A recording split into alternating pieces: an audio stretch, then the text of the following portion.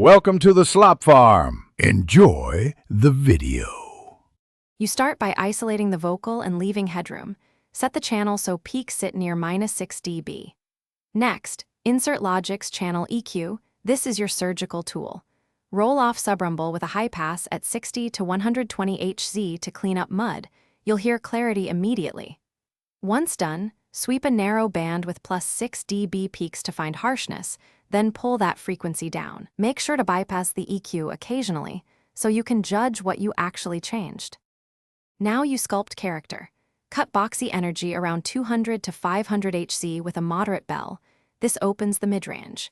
Then add presence using a gentle bell or shelf between 3 and 7 kHz.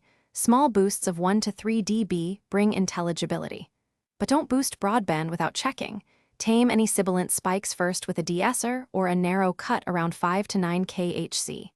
Once done, blend by ear and toggle the EQ to confirm the vocal sits cleanly in the mix. Finish by balancing warmth and air. Add a subtle low shelf at 100 to 200 Hz only when the vocal lacks body. Once done, always /B the process track against the raw take and listen in the full mix. Make sure the vocal cuts through without fatiguing the ear. If you hear pumping or phase issues, reduce Q values or try Logic's linear phase EQ. One troubleshooting tip: if artifacts appear after heavy cuts, back off gain reduction or use multiple smaller cuts instead of one large notch. Thanks for watching. Consider subscribing if we helped you today.